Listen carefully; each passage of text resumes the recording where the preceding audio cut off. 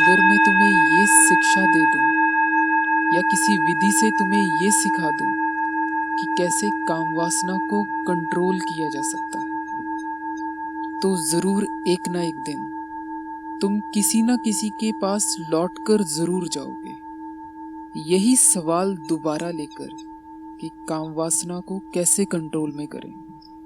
मैं बहुत बार गया हूं ऐसे सवालों को लेकर, लेकिन एक दिन फिर मेरे मन में एक विचार आया। शायद उसे सुनकर तुम्हें ठेस पहुंचे, लेकिन उसे दिल पे मत लेना, उसके पीछे की गहराई को समझना। और विचार ये आया कि जब गौतम बुद्ध को ज्ञान प्राप्त हुआ होगा, इनलाइटन हुए होंगे, क्या वो नपुंसक हो गए थे?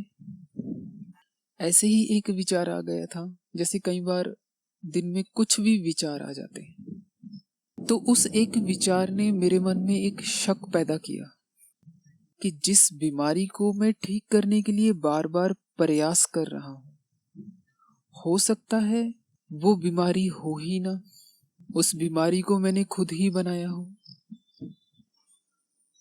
अब उससे मेरे मन में एक और शक पैदा हुआ कि जब ये बीमारी ही नहीं है तो फिर ये लोग उसका इलाज क्यों बेच रहे हैं? ये सब क्या है ब्रह्मचर्य की मोटिवेशन, जिसमें कुछ लोग इच्छाओं को मारना सिखा रहे हैं। और मैंने इच्छाओं को मार कर भी देखा, लेकिन उससे ब्रह्मचर्य तो फलित नहीं हुआ, मुझे शारीरिक और मानसिक नुकसान हुआ। हो सकता है इस वीडियो के दौरान तुम्हें ये लगे कि मैं ब्रह्मचर्य के खिलाफ हूं। अगर तुम मोटिवेट होकर आए हो ब्रह्मचर्य के प्रति बिना गहराई को समझे, लेकिन जैसे ही तुम मेरी बातों की गहराई को समझते जाओगे, तुम पाओगे मेरा उद्देश्य सही मायनों में ब्रह्मचर्य का समर्थन ही है। तो इस वीडियो से मैं तुम्हें कोई दिलासा या कोई बेकार के सपने नहीं दिखाऊंगा कि तुम काम वासना को कंट्रोल कर लोगे, सेक्सुअल थॉट्स को कंट्रोल कर लोगे।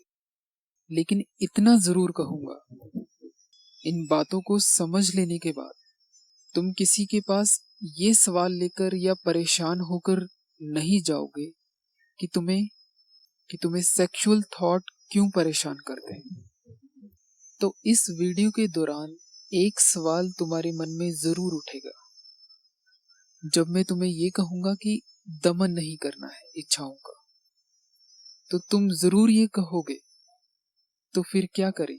हस्तमैथुन कर लें, मास्टरबेशन या सेक्स कर लें? फिर तो ना तो हम दमन करना सीखेंगे और ना ही तुम्हें मैं ये कहूंगा कि हस्तमैथुन करना। कुछ बड़ा कुछ बड़ा उद्देश्य लेकर आया हूं मैं इस वीडियो के जरिए। तो तुम्हें बड़े धैर्य की जरूरत होगी, पेशेंस चाहिए तुम्हें इन बातों को समझने के लिए, अगर तुम जीवन को समझने का उद्देश्य लेकर आते। क्योंकि मैं तो इसी उद्देश्य से आता हूं कि जीवन को समझूं और समझाऊं। तो आइए जरा उन गंभीर विषयों पे बात करते हैं जिस पे लोग थोड़ा सा कतराते हैं, और ये हमारे जीवन से इतना ज्यादा जुड़ा है, उसका ज्ञान तो हमें होना ही चाहिए। तुम्हें पता है कि मैंने ये सवाल क्यों उठाया था शुरुआत में, कि अगर मैं तुम्हें कहूं कि दमन नहीं करना है, इच्छाओं को मारना नहीं, तो तुम्हारे मन में सिर्फ यही सवाल आता है, तो फिर क्या हस्तमैथुन कर लें? तुमने एक बचपन में कहानी सुनी होगी मेंढक वाली। एक बड़े समंदर को देखकर एक मेंढक आता है, वो नीचे कुएं में बैठे मेंढक से कहता है, बताता है उसे समंदर के बारे में। कुएं का मेंढक एक बड़ी छलांग लगाता है कुएं के अंदर और कहता है, क्या इतना बड़ा है तुम्हारा समंदर? ऊपर बैठा वो मेंढक कहता है, अरे मित्र, समंदर की तुलना इस कुएं से नहीं की जा सकती। तो वो कुएं का मेंढक दो बड़ी छलांग लगाता है और कहता है, इतना बड़ा ही होगा। लेकिन वो मेंढक कहता है कि तुम जरा इससे बाहर तो निकलो। ठीक उसी तरह हमारा जो ज्ञान है वो उस मेंढक की तरह है। मैं ऐसा क्यों कह रहा हूँ? क्योंकि हमारे आसपास के जो लोग हैं या हमारी फैमिली में भी है, वो भी इतने गहरे ज्ञान को नहीं जानते। और स्कूल और कॉलेजेस में तो क्या पढ़ाया जाता है तुम जानते ही हो।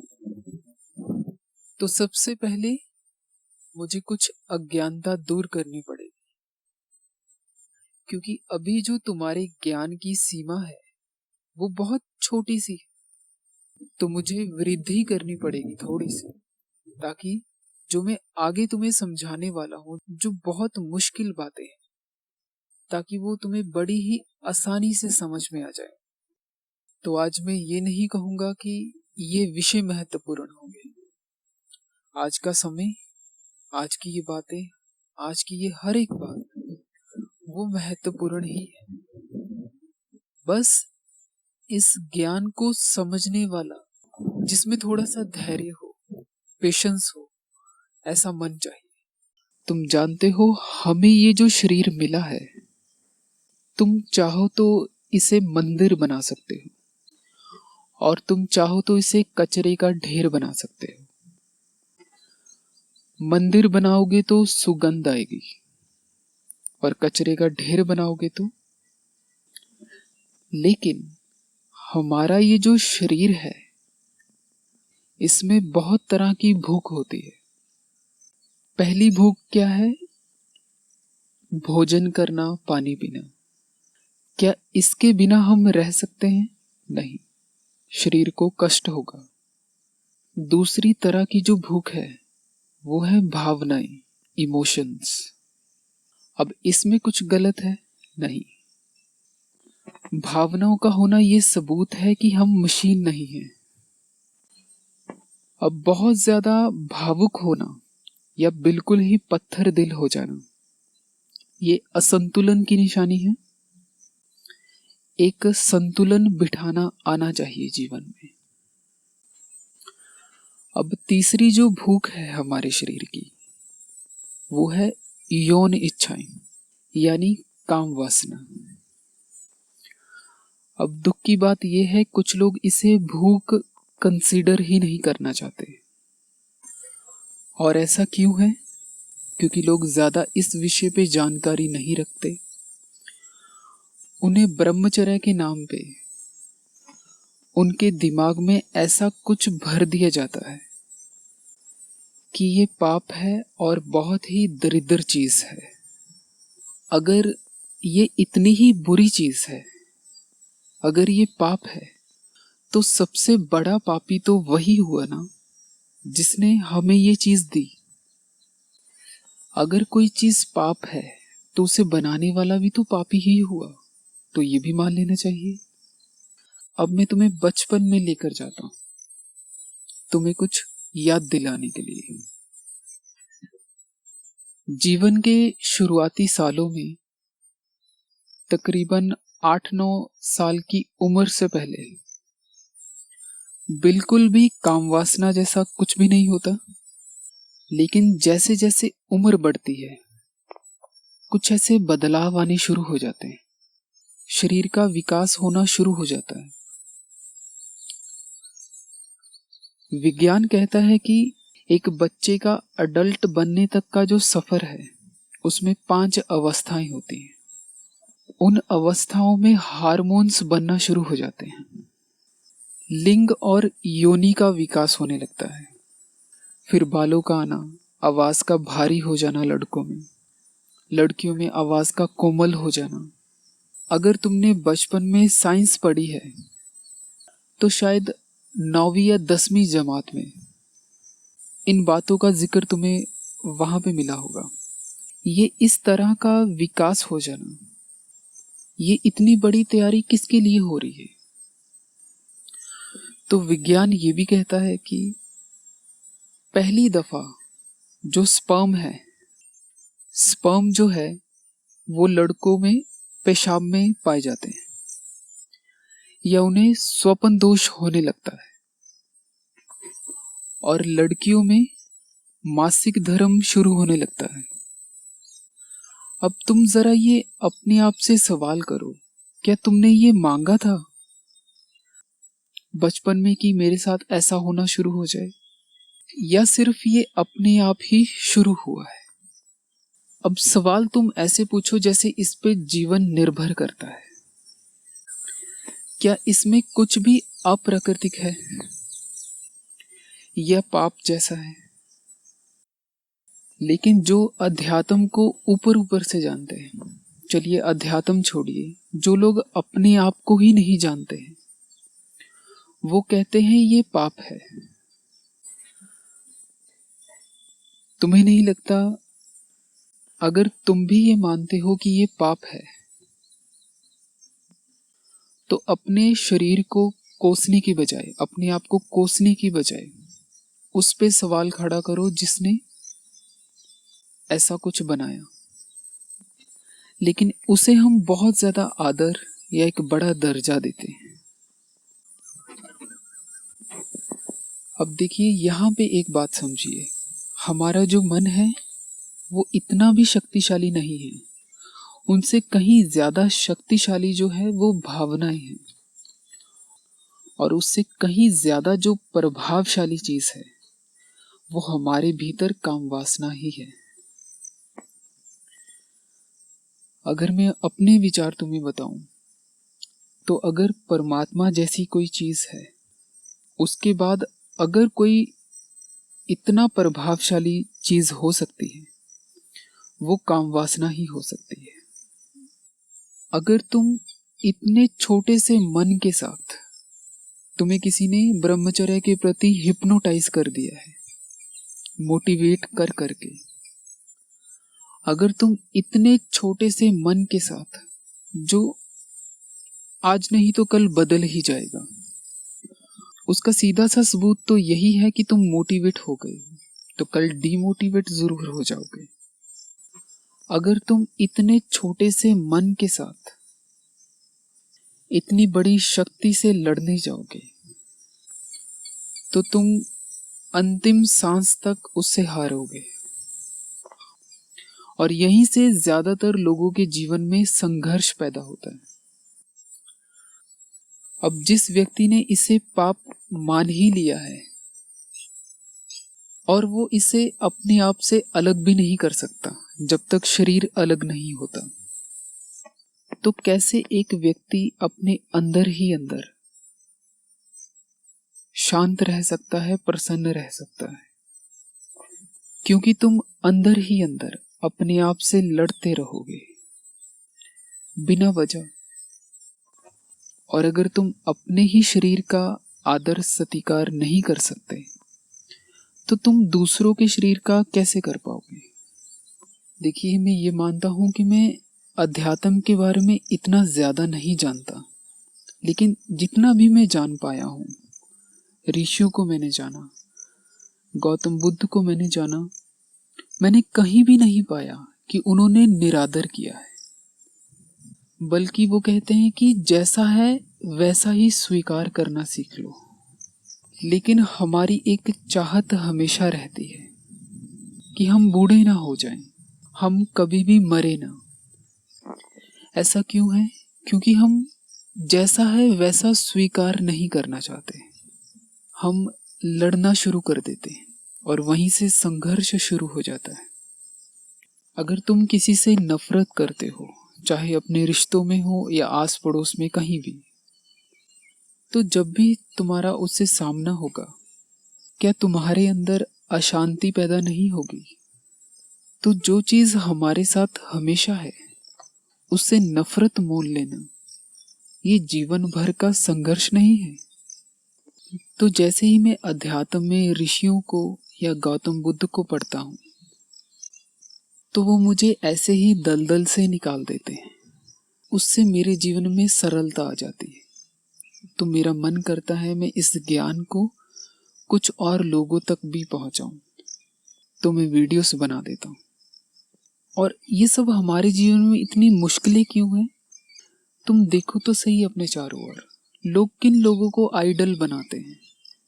कुछ ऐसे फिल्म स्टार्स को बनाते हैं जो उन्हें पान गुटखा आदि की सलाह देते हैं, एडवर्टाइजमेंट करते हैं। इन लोगों से जुड़कर कितना गहरा ज्ञान होगा तुम्हारा, तुम जानते ही नहीं। असली खजाना तो भारत की संस्कृति में है। अगर तुम उसे जानने की कोशिश करोगे तो बहुत कुछ सीख जाओगे। अगर तुम आत्मा या परमात्मा जैसी चीजों को नहीं भी जान पाओगे, उनसे जुड़कर तुम जीवन जीने की कला को सीख लोगे, जीवन को और गहराई से जान पाओगे। अब यहाँ पे दो बातें मैं तुम्हें स्पष्ट कर देना चाहता हूँ। पहली तो कुछ लोग बिना गहराई को समझकर तुम्हें दमन करना सिखाएंगे, तुम्हें उन लोगों से बचना है। एक और बात के प्रति मैं तुम्हें जागरूक कर देना चाहता हूँ कि अगर कामवासना का इतना ज्यादा प्रभाव हमारे जीवन पे है और इसमें इतनी संवेदनशीलता है, तो इसका फायदा उठाने वाले भी बहुत लोग होंगे। तुम्हें पता है कि आजकल के लोग, उनका अटेंशन स्पैन बहुत कम है। वो ज्यादा देर तक किसी भी एक चीज पे फोकस नहीं रख पाते। तो कुछ लोग हमारा ध्यान खींचने के लिए अश्लीलता को मनोरंजन के नाम पे बेचते हैं, क्योंकि उन्हें पता है कि लोगों की कमजोरी क्या है। तो इंटरनेट पे इतनी अश्लीलता भरी पड़ी है, वेब सीरीज। अब कुछ लोग जो है हमारी इस भूख को इतना ज्यादा बढ़ाए जा रहे हैं जिसकी जरूरत नहीं है। और वो जो ब्लू फिल्म्स हैं, कुछ भी जैसा दिखाते हैं, उसमें रिश्तों का भी ख्याल नहीं रखा जाता। और दूसरी तरफ कुछ लोग इसे दमन करना सिखा रहे हैं। एक तरफ भूख को बढ़ाया जा रहा है, दूसरी तरफ दबाया जा रहा है। तो उससे क्या होता है कि इतने ज्यादा मानसिक तनाव, शारीरिक बीमारियां पैदा होती हैं। और तुम जानते होगे कि विज्ञान जो है वो सेक्स या मास्टरबेशन के समर्थन में है, क्योंकि वो सीधा सा कहते हैं कि उससे तनाव दूर होता है। देखिए, आज के समय में हमारी कामवासना की भूख को बढ़ाने के बहुत से साधन हैं। तुम मोबाइल देखने लगोगे, उसमें अश्लीलता भरी पड़ी है। अब ये हमारे शरीर के साथ हम अत्याचार ही करते हैं। तुम उसकी भूख को बढ़ा रहे हो। मान लो कि तुम्हें भूख लगी है और कोई अगर भोजन की थाली छीन ले, तो ये दमन कर देना कुछ ऐसा ही काम नहीं है। और दूसरी किस्म के लोग नाजायज ही हमारे अंदर ये भूख पैदा कर रहे हैं जिसकी जरूरत नहीं है। ऐसे लोगों की चक्की में कौन पिस रहा है? क्या ये एक बड़ा रीजन नहीं है जाग जाने का? और ये जाग जाना क्या है, ये एनलाइटनमेंट क्या है? ये कुछ ऐसा नहीं है कि तुम्हें दूसरी दुनिया के अनुभव होने लगेंगे। ये सब फिल्मी बातें हैं। और तुम जाग जाओगे इसके प्रति नहीं कि क्या सही है क्या गलत है, वो तो बताने वाले बहुत बैठे हैं, बल्कि इस चीज के प्रति कि क्या प्राकृतिक है। जीवन जैसा है उसे वैसा ही स्वीकार करना। और जीवन जैसा है उसे वैसा ही स्वीकार करने से इतने संघर्ष मिट जाते हैं, तुम हैरान हो जाओगे।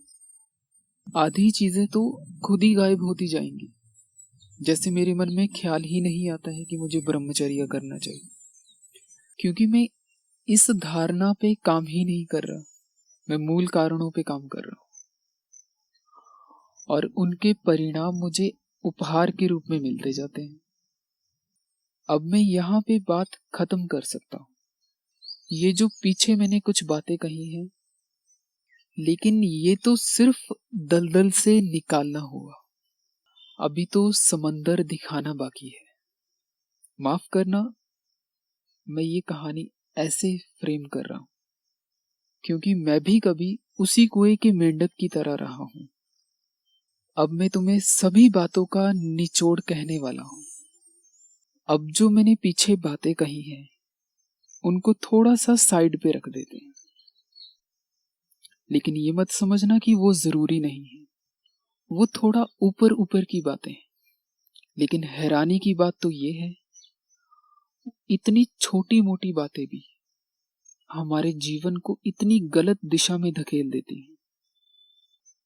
तो एक सवाल से शुरू करते हैं, हम इतना ज्यादा सेक्स की ओर क्यों खींचे चले जाते हैं? भले ही सेक्स में या कुछ ऐसी चीजों में थोड़े समय के लिए आनंद मिलता हो, लेकिन ज्यादातर लोगों का कारण उसकी ओर खींचे चले जाना कुछ बहुत खुशी से नहीं है, उनकी एक मजबूरी है। क्योंकि जो हम जीवन से इतना ढेर सारा तनाव इकट्ठा करते हैं, सेक्स उस तनाव के ढेर को गिरा देता है। सीधी सी बात है, कोई भी इसमें छुपाने जैसा कुछ नहीं है। चलिए मैं तुम्हें एक बात बताता हूँ अपने जीवन से जुड़ी हुई। जब मैंने इस चैनल पे सबसे पहली वीडियो बनाई थी, तब मुझे अध्यात्म की इतनी समझ नहीं थी, थोड़ी थी। तब तक मैं इतना तो समझ गया था कि मुझे क्या करना है। तो मैंने एक अंडरस्टैंडिंग बनाई थी कि मैं उन दो कौड़ी की फिल्मों की वजह से या कुछ ऐसे लोगों की वजह से अपने शरीर की जो प्रकृति है उसका निरादर नहीं करूंगा। उनकी वजह से मास्टरबेशन या सेक्स की ओर नहीं जाऊंगा, क्योंकि तब तक मैं अपने प्रति बहुत आदर से भर गया था। मैंने परमात्मा जैसा दर्जा दे दिया था अपने शरीर को कि मैं अब तेरे साथ खिलवाड़ नहीं होने दूंगा, क्योंकि इस दुनिया में बिना प्रेम से कोई भी किया गया काम दुख लेकर आएगा। और अगर सेक्स की बात है, बिना प्रेम से किया गया सेक्स रेप ही होगा। ये बहुत कड़वी बात है, लेकिन सच्चाई है इसमें। अब देखिए, आधार मैंने क्या बनाया, जिससे जीवन में कुछ जो बहुत गहराई से जोड़ता है।